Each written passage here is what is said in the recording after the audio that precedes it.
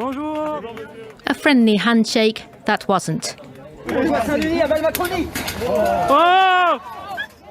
Bodyguards jumped on the man and held him to the ground as President Emmanuel Macron was taken to his car. The assailant and another man were later arrested. The incident took place as Macron wrapped up a visit to a school in the Drôme region. This short mobile phone footage shared on social media sent shockwaves across the French political spectrum and beyond. In Parliament, the Prime Minister said targeting the head of state amounted to targeting democracy.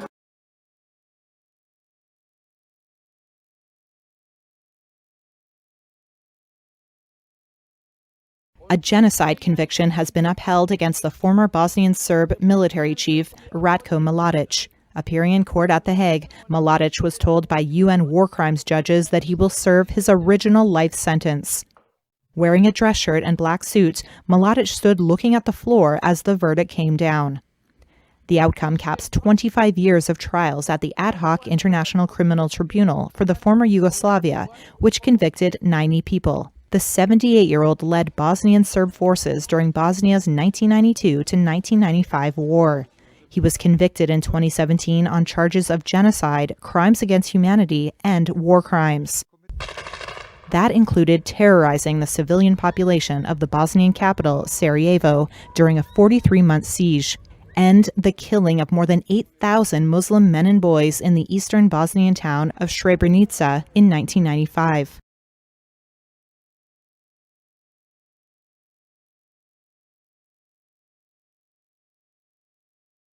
Supporters of jailed Russian opposition politician Alexei Navalny are set to go on trial today in Moscow. They're being accused of extremism. The court case is the toughest attempt yet to dismantle Navalny's nationwide network of support. Prosecutors accuse his anti-corruption foundation of trying to destabilize Russia. If found guilty, members could face prison sentences and be prevented from running in September's parliamentary elections.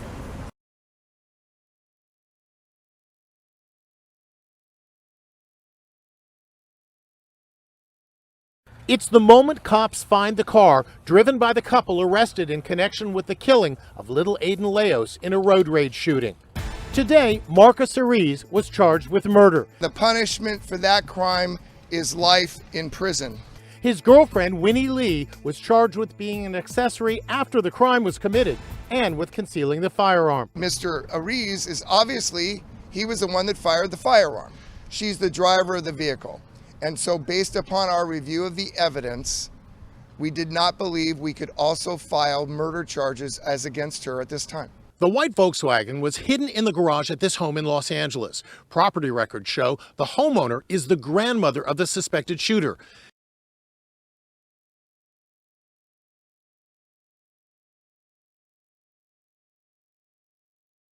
Scheduled for U.S. President Joe Biden as he heads to Europe. This will be his first foreign trip as the American president. The 8-day trip begins on Wednesday and will last till June 16th. The president has a lot of stops to cover, including the UK and Belgium, before a final bilateral meet on the snowy slopes of Switzerland. The trip begins on the morning of June 9, when Biden departs from Washington.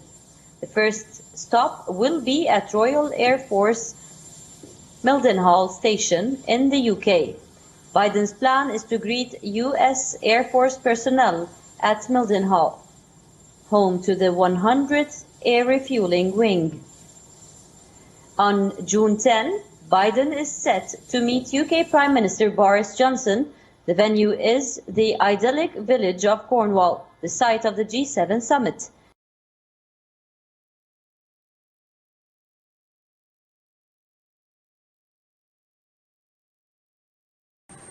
British Airways and Ryanair face a probe over how they handled refunds while travel restrictions were in place. The UK Competition and Markets Authority is looking into whether the airlines broke the law by failing to give money back for flights that people could not legally take. During periods of lockdown, BA refused to give refunds, instead offering vouchers or rebooking. Ryanair gave the option to rebook. Now the CMA says the pair may have breached consumer law. It has written to both airlines to seek refunds or other redress for affected customers. In a response, Ryanair said it had handled refunds on a case-by-case basis and paid money back where justified. The budget airline said millions of customers had taken advantage of the opportunity to rebook without any fee.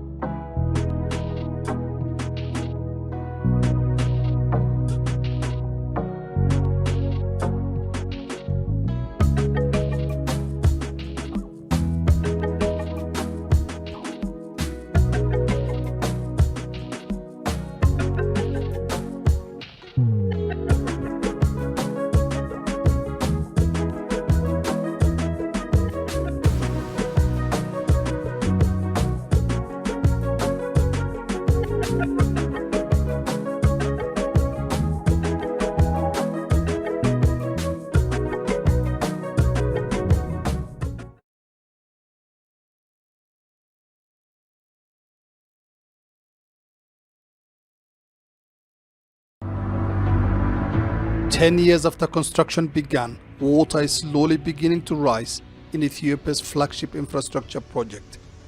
The Grand Renaissance Dam is built on the Blue Nile and is set to power a landlocked country of 115 million people, more than a half of whom are off the grid. But as Ethiopia prepares for the second phase of filling next month, countries downstream are once again protesting. Egypt argues that the 7-year timeline to fill up the reservoir is too short and poses an existential threat to its nation, which depends on the Nile for almost all of its irrigation and drinking water. But Ethiopian officials say their plan is any but unilateral.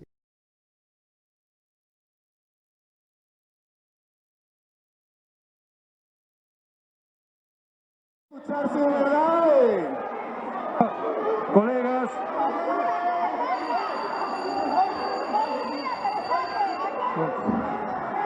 colegas,